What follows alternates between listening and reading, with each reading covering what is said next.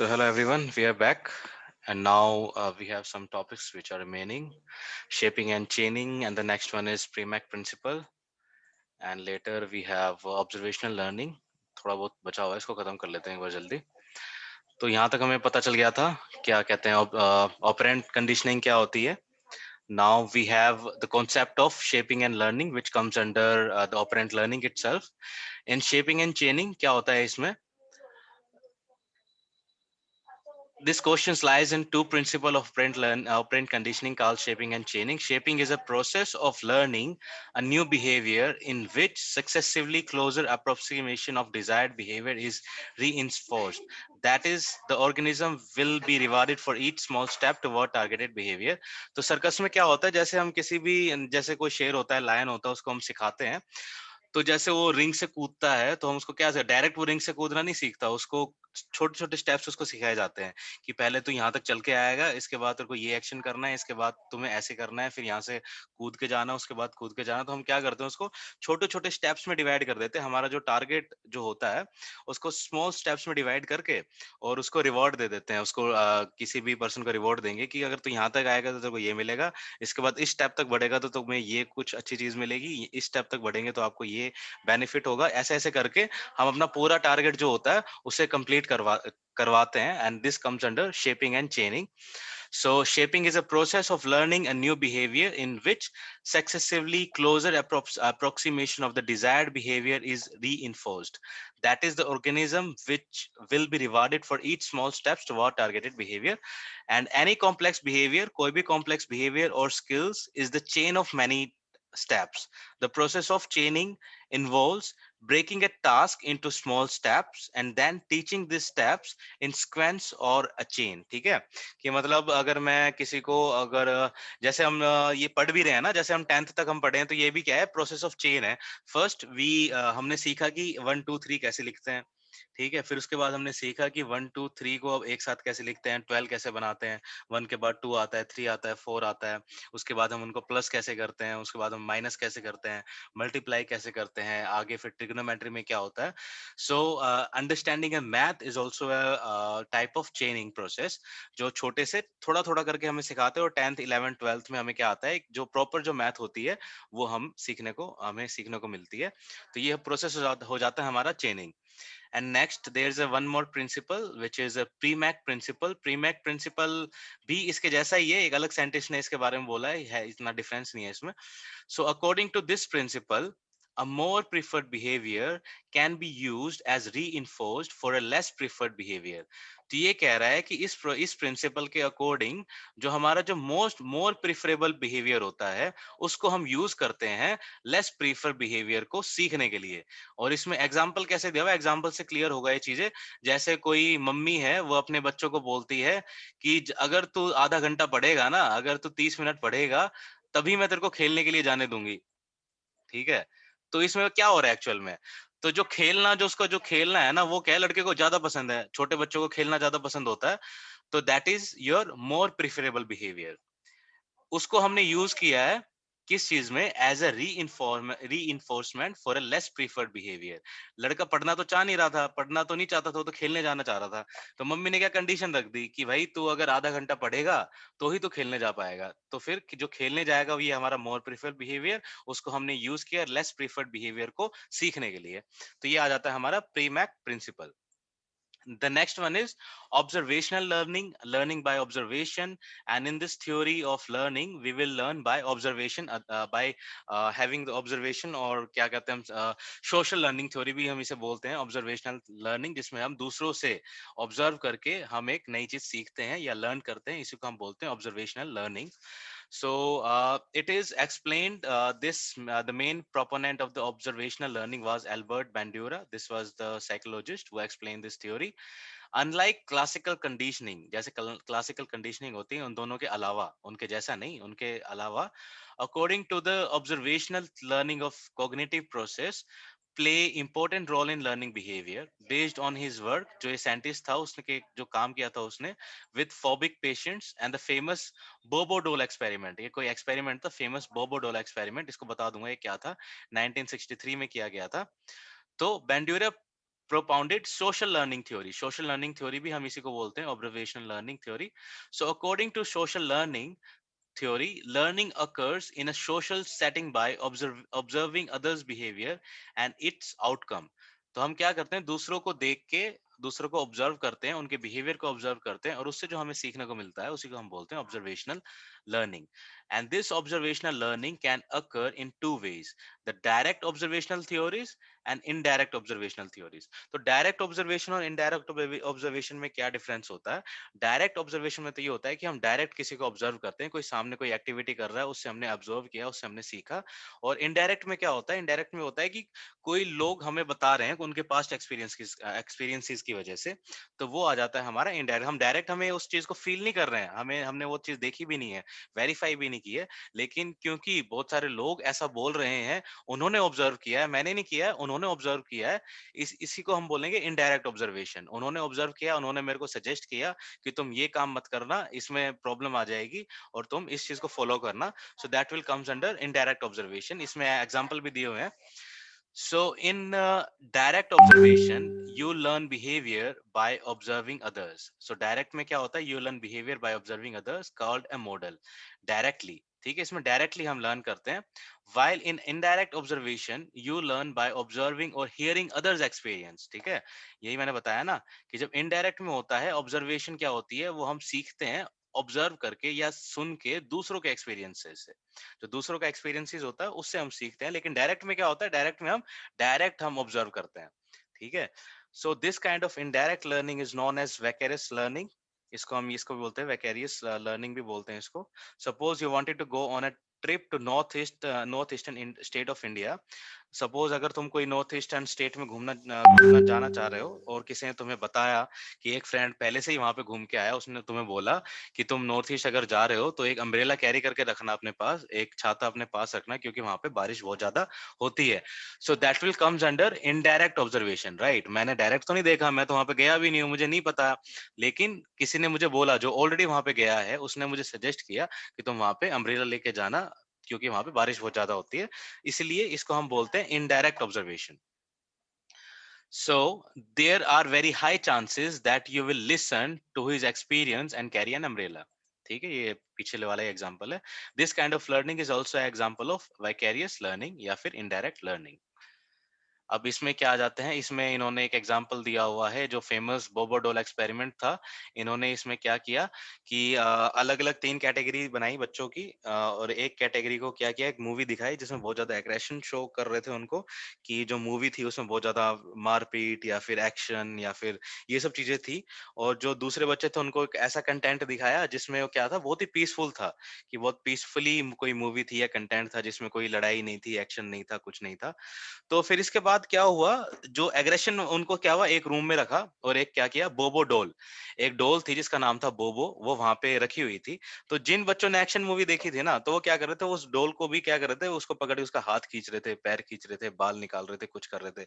लेकिन जिन्होंने जो पीसफुल कंटेंट वाली मूवी देखी थी, उन्होंने क्या किया, उन्होंने ऐसा कुछ भी नहीं किया. उन्होंने सिर्फ उस डॉल को पीसफुली उसको ऑब्जर्व किया या फिर उसको देखा, लेकिन उन्होंने ऐसे उसको तोड़ने की कोशिश नहीं करी. सो दैट इज योर बोबो डॉल एक्सपेरिमेंट. ठीक है. And the next we have process involved in observational learning. Observational learning में क्या क्या process होता है, क्या क्या important factor होते हैं. So here we have attention, retention, production and motivation. So in attention तो हमेशा तुम्हें पता है observation है, तो observation तभी होगी जब हमारा attention बहुत अच्छा होगा. हम attentively अगर किसी चीज को observe नहीं कर रहे हैं तो definitely हमारा जो result होगा वो भी सही नहीं होगा. So in order to learn, we need to focus we need to focus his or her attention on a model. This process is influenced by the characteristics of the model as well as characteristics of the observer. तो attention तो यही होता है basically कि जब हम ज्यादा attentive होंगे तो तभी हमारी जो observational learning होगी वो एक सही तरीके से हो पाएगी, otherwise नहीं होगी. The next one is retention. Retention क्या होता है? It is important to remember the observed behavior for future reproduction. Retention में मतलब जो हमने ऑब्जर्व किया, अभी मैंने कोई चीज नई चीज ऑब्जर्व की है, तो मैं उसको क्या करूंगा, याद रखूंगा फ्यूचर के लिए, ताकि मुझे उस आइडिया को, उस ऑब्जर्वेशन जो थ्योरी थी उसको मैं यूज कर पाऊं in future as well. So that comes under retention process. And the next one is your production. Production में आता है in the third step learn behaviour is produced by the observer. ठीक है, जो लर्न बिहेवियर है, जो मैंने सीखा है, जो ऑब्जर्वेशनल लर्निंग के थ्रू मैंने सीखा है, वो क्या होगा, ऑब्जर्वर के थ्रू ऑब्जर्व किया जाएगा। ठीक है, however production of a retained behaviour depend on the capability to perform is that whether the observer possesses the required skills और नॉट। तो इसका मतलब ये है, प्रोडक्शन क्या हो गया, इसमें जो हमारा लर्न बिहेवियर है वो पैदा होता है या हम उसको प्रोड्यूस करते हैं ऑब्जर्वर से। ठीक है, हाउएवर या फिर production of a retain behaviour, retain मैंने बता दिया क्या होता है, रिटेन बिहेवियर जिसको हम फ्यूचर में भी यूज करते हैं, जिस ट्रिक को हम फ्यूचर में भी यूज करते हैं, वो हमारा हो जाता है रिटेन बिहेवियर। डिपेंड करता है किस पे, on the capability to perform. ठीक है, कैपेबिलिटी होनी चाहिए परफॉर्म की, is that whether the observer possesses the required skills और नॉट। मतलब जो ऑब्जर्वर है, जो मेरा जो लर्न बिहेवियर को ऑब्जर्व कर रहा है, तो उसके अंदर ये स्किल है कि नहीं है कि वो फ्यूचर में इसको अप्लाई कर पाए कि नहीं। जैसे अगर मैं स्पेसिफाइड, अगर मैं साइंटिस्ट हूँ, तो मेरे को चाहे कोई कितना भी ऑब्जर्व कर ले, ठीक है, लेकिन उसको उस फील्ड में उसको पढ़ना पड़ेगा, अच्छे से जानना पड़ेगा, तभी उसके अंदर वो स्किल्स आएंगी कि जो मेरा बिहेवियर है, जो मैंने सीखा है लर्निंग से, वो तभी उसको अप्लाई कर पाएगा, अदरवाइज वो नहीं अप्लाई कर पाएगा। And the motivation, again motivation होगा हमारा, अगर हम सीखना चाहते हैं तो ही हम सीख पाएंगे, अदरवाइज हम सीख नहीं पाएंगे। तो मोटिवेशन में क्या हो जाता है, an observe behaviour will be performed only when there is an appropriate motivation or reason to do so। ठीक है, इसके बाद आ जाता है हमारा कॉग्निटिव लर्निंग। कॉग्निटिव लर्निंग हमारी टू टाइप्स की होती है, latent learning and the next one is insight learning. तो कॉग्निटिव लर्निंग मैंने बताया था, कॉग्निशन क्या होता है, cognition is your mental process. और मैं इसको पढ़ा देता हूँ। Many psychologist propose that explanation of learning behaviour based on simple stimulus response association is not appropriate. ठीक है, तो इसके अलावा हमें कॉग्निटिव लर्निंग की भी जरूरत पड़ती है, हमेशा हम ऑब्जर्व करके नहीं सीख सकते, और या फिर क्या कहते हैं कंडीशनल से नहीं सीख सकते। इसके अलावा भी प्रोसेस होते हैं, जैसे कॉग्निटिव लर्निंग हो गया, जिसमें हम अपने माइंड के थ्रू ही, अपने मेंटल प्रोसेस के थ्रू ही हम लर्न करते हैं चीजों को। Since both humans and animals possess a brain, therefore learning without higher mental process is not possible। क्योंकि हमारे पास क्या है, ब्रेन होता है एनिमल्स के पास और आदमियों के पास, तो हम सीखते रहे अपने दिमाग को बिना यूज किए, ये पॉसिबल है नहीं ना। हम अपने दिमाग को तो यूज करेंगे ही करेंगे अगर हम कोई नई चीज सीखेंगे तो वही जो हम अपने दिमाग, जो learning based on the cognitive process is known as cognitive learning. तो जो प्रोसेस होता है जिसमें हम कॉग्निटिव लर्निंग सीखते हैं, उसी को हम बोलते हैं कॉग्निटिव लर्निंग, जो कॉग्निटिव प्रोसेस होता है। In this section we will discuss two prominent form of cognitive learning. First one is latent learning and other one is insight learning. Latent learning में जो है, अलग साइंटिस्ट ने ये थ्योरी बताई थी, और इनसाइट लर्निंग जो है, ये उसी साइंटिस्ट ने बताई थी जिसने जेस्टल्ट थ्योरी दी थी। जेस्टल्ट थ्योरी अगर तुम्हें याद होगी तो जेस्टल्ट थ्योरी जिसने दी थी, उसी ने ये भी थ्योरी दी थी इनसाइट लर्निंग की। और यहाँ पे जो लेटेंट लर्निंग है, ये दी थी हमें एक जो साइंटिस्ट थे, टॉलमन एंड हिज कलीग्स। टॉलमन साइंटिस्ट था, उसके कलीग्स थे। ठीक है, उन्होंने एक सीरीज ऑफ एक्सपेरिमेंट किया था रैट्स पे, that learning can take place without immediate re, ठीक है, जिसमें लर्निंग हो रही थी विदाउट एनी री की वजह से। So in a study by Tolman and Honzik 1930, hungry rats were trained to run in a maze। उनको सिखाया मेज में दौड़ने के लिए। ये होता है मेज, मैंने कहा था ना, भूल भुलैया टाइप, जिसमें घुसते हैं और निकलने का रास्ता हमें ढूंढना होता है। So that is your maze. So they took three groups of rat. उन्होंने तीन ग्रुप लिए, reward group, no reward group and no reward unrewarded group. ये तीन ग्रुप थे उनके पास। फर्स्ट ग्रुप जो था, they placed hungry rats in the complicated maze with food at the end. जो पहला ग्रुप था, जो हंग्री थे, भूखे थे, उनको डाल दिया जहाँ पे लास्ट में क्या रख दिया, खाना रख दिया। ठीक है, यहाँ से डाल दिया उनको, और यहाँ से लास्ट में उनको खाना रख दिया। तो क्या हुआ ये बताएगा हमें। And while the second group never received any food after the coming out to the maze successfully। और जो सेकंड ग्रुप था, उनको बाहर निकलने के बाद भी उनको खाना नहीं मिला। वो एक्सपेरिमेंट कर रहे थे, इसीलिए पहले ग्रुप को उन्होंने क्या किया, जब क्रॉस कर लिया उन्होंने पूरा मेज, तो उनको फूड प्रोवाइड किया। और जो दूसरा ग्रुप था, उनको पूरा क्रॉस करने के बाद भी कुछ नहीं दिया। ठीक है, एंड जो रैट थे in of the third group received no food for the first 10 session. और जो थर्ड ग्रुप था हमारा, उनको क्या किया, पहले 10 बार तो उन्हें कुछ भी फूड नहीं दिया, लेकिन उसके बाद क्या कह रहा है, but for their 11th session they received food as re. 10 बार तो उन्होंने क्रॉस किया, उनको कुछ नहीं मिला। 11वीं बार जब वो क्रॉस करने लगे तो उनको फूड वहां पे मिला। तो इससे क्या एक्सपेरिमेंट में क्या सीखने को मिला, क्या हमें पता चला, वो हम देखते हैं। So result suggest that rat of the first group took lesser time for every next trial to reach their goal, with the rat of the second group showed very slightly improvement in their time. ठीक है. अब इसमें ये बता रहा है जो चूहे थे, जो पहला ग्रुप था, उनको क्या कर रहे थे, वो जितनी बार क्रॉस कर रहे थे ना, उनको वहां पे एंड में फूड रखा हुआ था, खाना रखा हुआ था. ठीक है. तो पहली बार क्रॉस किया, उनको खाना मिला. तो जब दूसरी बार उनको डाला, तो उनके माइंड के अंदर ये चीज तो आ गई होगी कि अगर हम इसको जितना जल्दी क्रॉस करेंगे, हमें खाना मिलेगा. तो जो क्रॉसिंग टाइम था, जितनी जल्दी वो क्रॉस कर रहे थे, वो टाइम डिक्रीज हो गया था. मतलब उनके अंदर ये माइंड में आ गया था, ये उन्होंने लर्न किया था. That is your cognitive learning. उनके माइंड में उन्होंने उनको ये पता चला, उन्होंने कि भाई अगर मैं इसको जल्दी से क्रॉस करूंगा तो मुझे खाना मिलेगा. लेकिन जो सेकंड ग्रुप था, जिसको कुछ भी खाना नहीं मिल रहा था, क्रॉस तो कर रहे थे बेचारे, ढूंढ ढूंढ के रास्ता ढूंढ ढूंढ कर उन्होंने क्रॉस किया, कोई खाना नहीं मिल रहा है. तो उनमें क्या था, उनमें जो इंप्रूवमेंट थी वो बहुत ही कम इंप्रूवमेंट थी. while the rats of the second group showed very slight improvement in their time and errors. Second group में बहुत ही कम इंप्रूवमेंट थी. इंटरेस्टिंगली, अब क्या कह रहा है, रैट ऑफ थर्ड ग्रुप, जो थर्ड ग्रुप था, initially also showed very slight improvement. शुरू में तो उन्होंने इंप्रूवमेंट नहीं दिखाई, क्योंकि 10 बारी तक तो उनको कुछ खाना दिया ही नहीं. क्रॉस करने के बाद भी हमने कोई भी खाना प्रोवाइड नहीं किया. लेकिन जैसे 11 टाइम में हमने उनको खाना दिया, as they became aware of the presence of the food by its smell, their performance improved dramatically. ठीक है. जैसे उनको पता चला कि बाहर तो भाई खाना है, अब की बार तो 10 बार तो हम चले गए, कुछ नहीं मिला, लेकिन 11 टाइम में अब की बार तो खाना रखा हुआ है, हमें खुशबू आ रही है. तो क्या किया उन्होंने, इतने जल्दी से उसको क्रॉस किया कि in fact, it was on par with the performance of the rat of the first group. This change in the behavior was attributed to the latent learning. और इसी तरह की learning को हम बोलते हैं latent learning. Learning that take place but does not express until the situation for its conducive. तो ये वो learning कि वो तभी होती है जब उनको कोई आगे पता चलता है कि हमारा कंड्यूसिव है, हमारे लिए फायदे वाली बात है, तभी वो लर्निंग हम वहाँ पे टेक प्लेस करती है, अदरवाइज वो नहीं करती है. तो this is your latent learning. And इसके बाद आ जाती है insight learning, which was proposed by the Gestalt psychology में जो साइंटिस्ट थे, वोल्फगैंग कोहलर. सो इन्होंने कहा था, using cognitive process, we visualize the problem and solution for it internally only, even though this learning take place implicity, but the change in the behavior is long lasting. तो इसमें ये कहना चाह रहा है कि इनसाइट लर्निंग होती है कि जब बहुत देर हो गई, मैं किसी प्रॉब्लम को सॉल्व करने की कोशिश कर रहा हूँ, लेकिन फिर भी सॉल्व नहीं हो रही, और मैं रुक जाता हूँ, स्टक हो जाता हूँ, मैं छोड़ देता हूँ उस चीज को कि यार छोड़ना है, मेरे से हो ही नहीं रहा है. ठीक है. उसके बाद क्या होता है, एकदम से सडनली क्या होता है कि हम छोड़ तो देते हैं, हमारी बॉडी तो छोड़ देती है उस काम को करना, कि ठीक है मैं ना एक सपोज कि मैं कोई कंप्यूटर ठीक करने की कोशिश कर रहा हूँ, तो मेरे को 1 घंटा हो गया, 2 घंटा हो गया, मैंने सारे वायर्स वगैरह चेंज करने की कोशिश कर ली, लेकिन मेरे से नहीं हो रहा. तो मैं क्या करूँगा, छोड़ना है यार, पड़ा रहने दे इसको, मैं बाहर घूम के आता हूँ. ठीक है.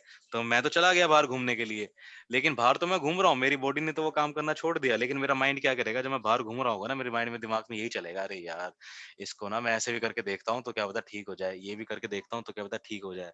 ठीक है. मैं ना वापस जब घर जाऊंगा ना, तो ये सब ट्राई करके देखूंगा, क्या पता वो ठीक हो जाए.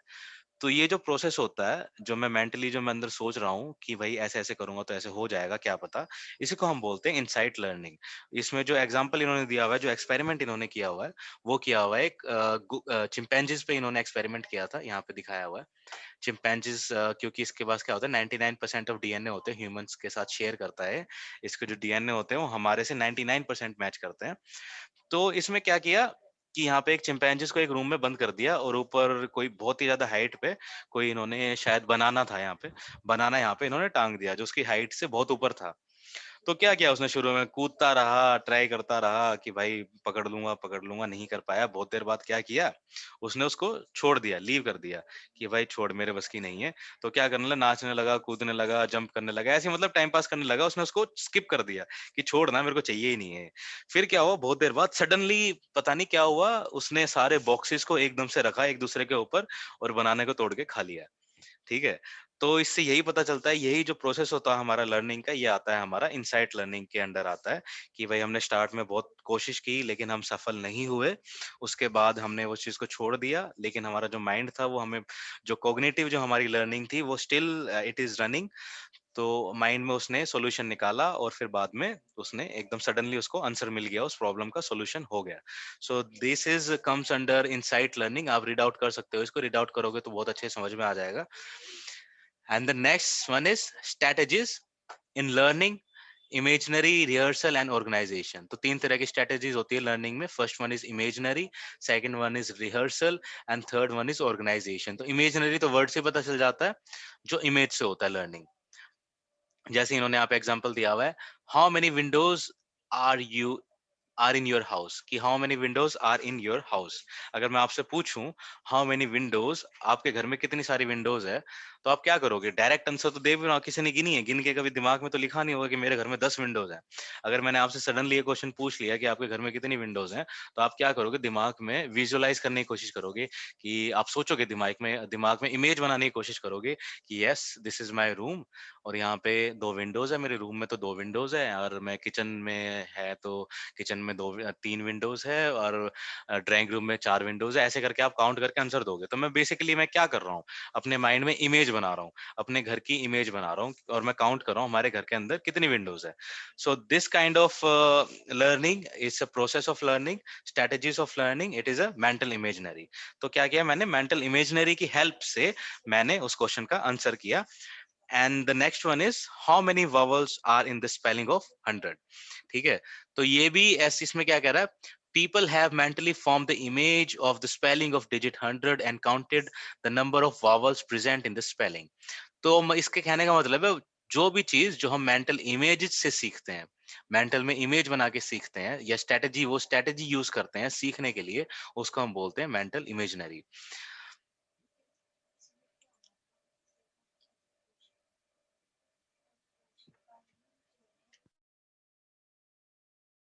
लेकिन अब इसको लर्निंग में कैसे यूज करते हैं? तो you can read the last thing, if the mental image contains all the relevant information, जो मेंटल जो हमारी इमेज है, अगर उसके पास सारी इंफॉर्मेशन है, then it will be more accurately learned.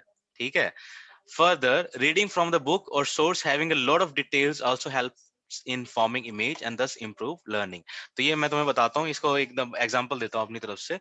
जो नर्सरी क्लास के बच्चे होते हैं, फर्स्ट सेकंड क्लास के बच्चे होते हैं, उनको क्या करते हैं, जब एबीसीडी सिखाते हैं ना, तो डायरेक्ट एबीसीडी वाली बुक कोई भी नहीं आती उनको कभी भी देखना, because they always follow the imaginary category of learning. तो क्या करते हैं, ए फॉर एप्पल लिखते हैं और एप्पल की फोटो भी बनाते हैं, बी फॉर बॉल और बॉल की फोटो भी बनाते हैं, सी फॉर कैट और कैट की भी फोटो वहां पे आपको मिलेगी।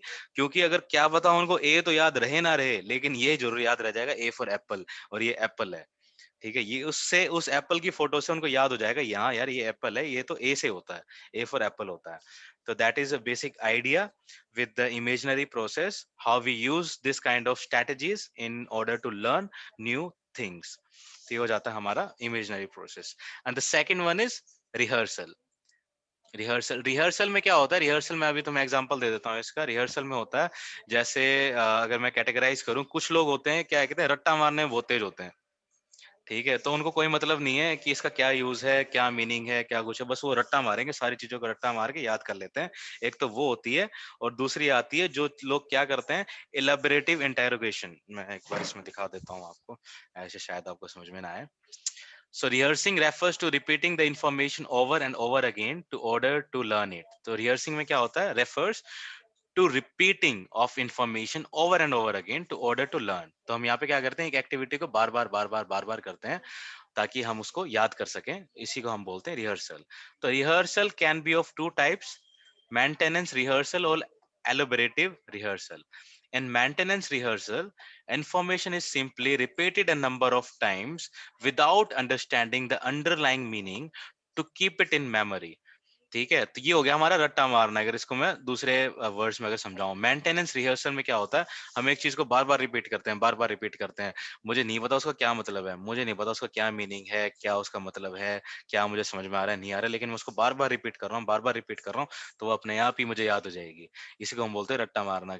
कि मैं क्या करूंगा, बार बार उसको पढ़ता रहूंगा, क्वेश्चन आंसर, कि this is the question answer ये है, तो उसको बार बार पढ़ता रहूंगा, पढ़ता रहूंगा, पढ़ता, मुझे मीनिंग नहीं पता उसका, पढ़ता रहूंगा, तो अपने आप याद हो जाएगा मेरे को। ठीक है, तो ये हो जाएगा मेंटेनेंस रिहर्सल। लेकिन जो सेकंड होता है एलोबरेटिव रिहर्सल, इसमें क्या होता है, it is a method of learning information by making an attempt to elaborate it either by understanding it underlying meanings or by making meaningful connections with other information. तो इसमें हम क्या करते हैं एलिबरेटिव में कि जो मैं पढ़ रहा हूँ, जो मैं सीखने की कोशिश कर रहा हूँ, मैं ट्राई करूंगा उनके बीच में कनेक्शन पैदा करने की। मैं याद करने का पैटर्न बनाऊंगा कि यार ये इसका मतलब तो ऐसा है, इस क्वेश्चन का आंसर ये है, तो बिकॉज इसका मीनिंग ये है, ये ऐसा बोलना चाह रहा है, मतलब मैं कुछ भी कॉन्सेप्ट अपने दिमाग में अप्लाई करूंगा, उसका मीनिंग निकालूंगा, उसको कनेक्ट करूंगा कहीं और से, और फिर ऐसे वो चीज मेरे को याद हो जाएगी, मेरे माइंड में क्या हो जाएगी, वो स्टोर हो जाएगी। इसको बोलते हैं elaborative rehearsal. And one way of doing elaborative rehearsal, एक एक तरीका और होता है एलिबरेटिव रिहर्सल में, is elaborative interrogation. It involves asking why question for this information to be remembered, ठीक है, and then generating an answer. तो इसमें क्या होता है, क्वेश्चंस हम बार बार खुद से ही क्वेश्चन पूछते हैं, और खुद से ही पूछते हैं कि मैं ये क्यों पढ़ रहा हूँ, और मेरा इसको क्या यूज होगा। अच्छा, मैं इसलिए पढ़ रहा हूँ, मेरे को आगे ये चीज करनी है, मेरे को ये आगे बेनिफिट करेगी। तो ये होता है क्रॉस क्वेश्चनिंग, हम खुद से ही करते हैं, इंटेरोगेशन करते हैं खुद से ही, ताकि वो चीज हम ज्यादातर याद रख सके। तुम देखते हो ना, अब जैसे मैं तुम्हें पढ़ा रहा हूँ, तो मेरा सबसे ज्यादा फायदा क्या होगा, ये मैं एलिबरेटिव कर रहा हूँ, ठीक है, एलिबरेटिव मैं रिहर्सल यूज कर रहा हूँ यहाँ पे। मैं क्या कहते हैं, मेंटेनेंस रिहर्सल नहीं कर रहा, मैं डायरेक्ट पढ़ नहीं रहा हूँ, मैं पढ़ाने की कोशिश कर रहा हूँ, ताकि मैं बार बार एक्सप्लेन करूंगा और मेरे को कनेक्शन भी मुझे मिल जाएगा। मैं तुम्हें बताने के लिए मुझे एग्जाम्पल भी मुझे शेयर करना पड़ेगा, तो इससे क्या होगा, वो चीज मुझे ऑटोमेटिकली याद हो जाएगी। ठीक है, अब जैसे तुम पढ़ रहे हो ना, तुम्हें शायद 2 या 3 बार रिवाइज करना पड़ेगा, और मुझे शायद एक बार रिवाइज करूंगा ना, तो मुझे वो सेम सेम सेम रहेगा, तुम भी उतना ही पढ़ पाओगे, मैं भी उतना ही पढ़ पाऊंगा। तो ये बेसिकली डिफरेंस हो गया इसमें रिहर्सल में। And the next one is organisation. Organisation में बेसिकली हम शॉर्ट ट्रिक्स की तरह यूज करते हैं, कि जैसे यहाँ पे दिल्ली, ऑस्ट्रिच, लंदन, लुधियाना या ग्रीनवाच ऑल लिखा हुआ है, तो इसको हम क्या करेंगे, इसको शॉर्ट ट्रिक में कन्वर्ट कर देंगे। इसको मैं लिख दूंगा डोली गो, और हमने माइंड में ये स्टोर कर लूंगा, डी से दिल्ली, ओ से ऑस्ट्रिच, एल से लंदन, लुधियाना या ग्रीनविच ऑल। तो मैं क्या करूंगा, एक शॉर्ट ट्रिक बना दूंगा ऐसे करके, इस चीज को याद करने के लिए। तो ऐसे पैटर्न को हम क्या बोलते हैं, ऑर्गेनाइजेशन। अब the next one is learning in a digital world. तो learning is a digital world. तो इसमें क्या होता है, डिजिटल वर्ल्ड तो मेरे को लग रहा है ज्यादा समझाने की मुझे जरूरत पड़ेगी नहीं। डिजिटल वर्ल्ड वो होता है जिसमें हम डिजिटली सीखते हैं। There is no doubt that today's age is the age of computers and the internet. Everything and everyone is connected through the internet, thus affecting all spheres of one's life including learn and education। तो ये सब digital learn define किया हुआ, definition दी हुई है। Learning facilitated by technology that give students some element of control over time, place, path और pace. जो हमें ये सब फायदा देता है, क्या क्या फायदे देता है, कंट्रोल ओवर टाइम, किसी भी टाइम में सीख सकता हूँ, एनी टाइम सीख सकता हूँ। जैसे मैंने यूट्यूब में मैंने वीडियो डाल दी, तो जब भी तुम फ्री हो, रात को 2 बजे, 3 बजे, 4 बजे, रात को 12 बजे, 5 बजे, दिन में 2 बजे, जब भी तुम चाहो तब भी तुम यूट्यूब में जाके वीडियो देख सकते हो। ये क्या आ गया तुम्हारा control over time. Next one is control over place. तुम्हें प्लेस की भी जरूरत नहीं है, तुम्हें क्लासरूम में जाने की जरूरत नहीं है, चाहे तुम क्या कहते हैं घर में बैठे हो, चाहे तुम कहीं पार्टी कर रहे हो, चाहे तुम कहीं खेल रहे हो, चाहे तुम घर में कुछ भी काम कर रहे हो, खा रहे हो, सो कुछ भी कर रहे हो, तो तुम पढ़ सकते हो। तो ये हमें प्लेस का हमें बेनिफिट हो गया। It means learning is not registered to any specific school और क्लास। तो मुझे किसी क्लास की जरूरत नहीं है, मैं कहीं भी बैठ के किसी भी एटमोसफेयर में बैठ के उसको पढ़ सकता हूँ। Control over path. The process of learning is not dependent on pedagogy, pedagogy, sorry क्या है ये, used by the teacher. Instead, one can learn from available software, mobiles, apps and available videos on the internet। तो ये क्या हो जाता है कि मतलब कहीं से भी सीख सकता हूँ, किसी भी सॉफ्टवेयर से सीख सकता हूँ, मोबाइल ऐप से सीख सकता हूँ, अवेलेबल वीडियो से सीख सकता हूँ। तो कोई भी एक एक पाथ नहीं है मेरे पास, डिफरेंट टाइप्स ऑफ ऑप्शंस हो जाते हैं। ठीक है, जैसे जरूरी नहीं है तुम्हें मेरा पसंद आ रहा हो, अगर मेरा नहीं पसंद आएगा पढ़ने में तो तुम किसी और से पढ़ोगे, उससे पसंद नहीं आएगा तो किसी और से पढ़ोगे, अगर किसी से पसंद नहीं आएगा तो कोई मोबाइल में एप्लीकेशन डाउनलोड करोगे, वहां से पढ़ोगे। तो ये हो जाता है हमारा कंट्रोल ओवर पाथ। अब आ जाता है control over pace. One can spend more time on a one topic and ignore others. According to one's will, the pace of learning can be adjusted by the students according to his or her need। अब इसमें क्या होता है कि जैसे class में क्या होता है, जब हम स्कूल में जाते थे या फिर अभी कोचिंग क्लासेस में जाते हैं, जैसे मैं हूँ, मैं बताता हूँ, अपना एग्जांपल देता हूँ। मैं कोचिंग क्लासेस ज्वाइन नहीं करता कभी भी, ठीक है, क्योंकि ऐसा लगता है कि क्योंकि जो टीचर है वो तो अपना बेसिक लेके पढ़ाएगा। अब जैसे मैं हूँ, अब तुम्हारे में जो क्लासेस अटेंड कर रहे हैं वो, जो उसमें बहुत ज्यादा इंटेलिजेंट भी होंगे, कई ऐसे भी होंगे जिसको भाई जल्दी से समझ में नहीं आता है, ठीक है, उसको ज्यादा डिटेल में बताना पड़ता है, या अगर किसी को मैं ज्यादा कॉम्प्लेक्स तरीके से समझाऊंगा तो उसको समझ में नहीं आएगा। ठीक है, तो अब क्या हो गया कि ऑनलाइन में क्या है, जो बच्चा जिसको कमजोर है, जिसको ज्यादा जरूरत है समझने की, वो अपने हिसाब से अपनी मर्जी से जितनी भी देर पढ़ सकता है। एक टॉपिक को बार बार देख सकता है। और जिसको जो ज्यादा इंटेलिजेंट है, जिसको जल्दी समझ में आता है, वो जल्दी से अपना सिलेबस कवर कर सकता है, तो वो किसी पे डिपेंडेंट नहीं है। लेकिन क्लास में क्या होता है, क्लास में जो टीचर बताता है, जैसे टीचर बताएगा, जैसे स्पीड में कराएगा, जैसा वो कॉन्सेप्ट समझाएगा, वैसा ही सबको समझना पड़ेगा। ठीक है, तो ये हो गया हमारा कंट्रोल ओवर पेस। तो ये हमारा हो गया डिजिटल लर्निंग। इसमें कुछ एग्जाम्पल दिए होंगे, शायद आप पढ़ लेना, इसमें कोई इंपॉर्टेंट नहीं है अब ज्यादा। तो अगर किसी को कुछ डाउट हो तो मुझसे पूछ ले, otherwise we will end up this session.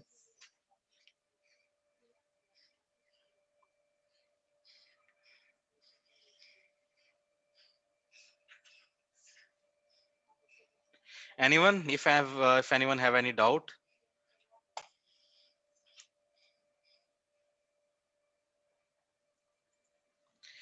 किसी को कोई डाउट हो, कुछ पूछना हो, they can ask. Otherwise, today's session has been completed and we are about to end the session now.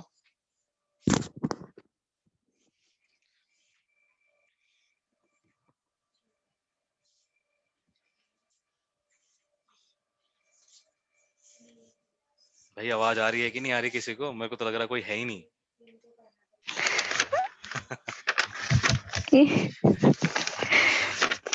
मुझे लगता है बच्चे सो जाते हैं बीच बीच में।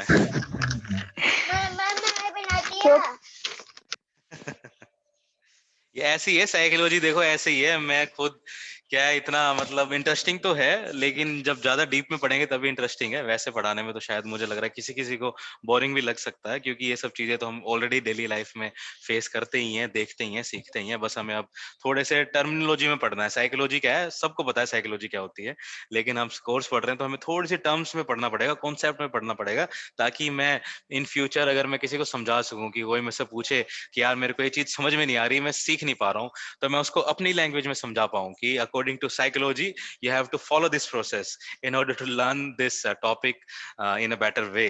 So I will use my psychology language, otherwise I can, अगर सिंपली भी मैं किसी को समझा सकता हूँ। तो साइकोलॉजी अगर हम पढ़ रहे हैं तो हमें थोड़ा सा टर्मिनोलॉजी पे ध्यान देना पड़ेगा, थोड़े से प्रोसेस हमें पता होने चाहिए, कैटेगरी हमें पता होने चाहिए, कॉन्सेप्ट हमें पता होने चाहिए। तो अगर किसी को भी कोई डाउट है तो दे कैन आस्क, कुछ भी अगर किसी को पूछना है तो। Hello. No doubts, everything is clear, all Hello. students are very intelligent. Hello. Hello, yes. जी मैं कुछ पूछना चाह रही हूँ इसमें। हाँ जी, पूछो। और जैसे इसमें थ्योरी दी हुई है, ये एग्जाम में आ सकती है? बिल्कुल आ सकती है। फर्स्ट वाली थ्योरी बिल्कुल आ सकती है। थ्योरी आप मैं अपनी तरफ से बताऊं तो क्लासिक जो फर्स्ट वाली थ्योरी है, हिंदी हाँ मीडियम जी। से होगी इंग्लिश मीडियम से आप? हिंदी। हिंदी से है हो तो फर्स्ट वाली जो थ्योरी है, ठीक है, जिसमें डॉग वाला एग्जांपल दिया हुआ है वो। हाँ और जी। उसके बाद जो सेकंड थ्योरी है ऑपरेंट, ठीक है, ये हम्म। दो इंपॉर्टेंट है, इसको पक्का अच्छे से पढ़ लेना पूरा। और बाकी जो दो थ्योरीज है वो इतनी इंपॉर्टेंट नहीं है, लेकिन आप पढ़ सकते हो उसको, एक बार पढ़ोगे तो समझ में आ जाएगी, उसमें ज्यादा कुछ समझने का नहीं है। लेकिन हाँ, जो फर्स्ट वाली थ्योरी है उसको बहुत अच्छे से पढ़ लेना, वो एग्जाम में आने के पूरे पूरे चांसेस हैं। ओके, थैंक ठीक है, अगर एग्जामिनर ने थोड़ा सा भी अगर मुश्किल पेपर बनाया तो आ सकता है, अदरवाइज तो इजी चीजें ही आएंगी, ज्यादा मुश्किल आएगा नहीं एग्जाम में। यू। और इसके अलावा कोई और भी क्वेश्चंस इससे बन सकते हैं? इस यूनिट से ये देखो, हाँ क्वेश्चन जी। तो कहीं से भी बन सकता है, लेकिन अभी इम्पोर्टेंट जो मैं कह रहा हूँ मेरे हिसाब से इम्पोर्टेंट वो है कि इस पूरी यूनिट में काम की चीज कौन सी है सीखने लायक, और कौन सी ऐसी चीजें हैं जिसको हम एक बार रीड आउट करेंगे, उसको मैं भूल भी जाऊं तो कोई फर्क नहीं पड़ेगा, काम की चीजें कौन सी है। तो अभी एग्जाम में तो देखो, एग्जाम तो जो पेपर बनेगा वो आसान क्वेश्चन से मिला के बनेगा, मुश्किल क्वेश्चन से भी मिला के बनेगा। तो इसमें अगर सीखना चाहो तो लेट मी चेक लर्निंग।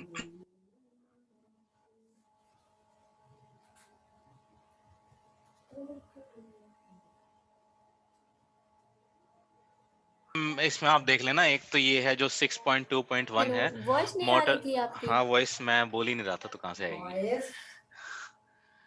तो इसमें है आपका एक तो 6.2.1, ये देख लेना।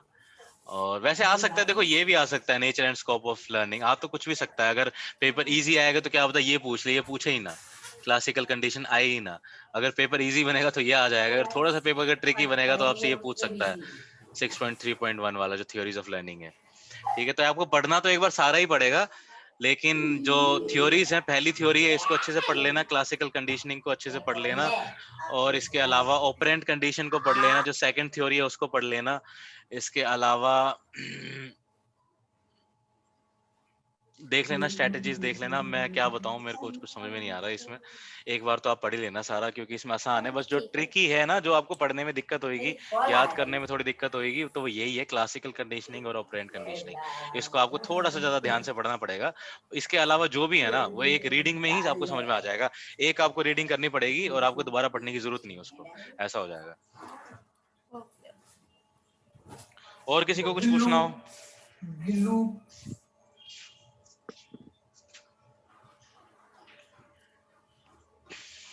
Anyone else?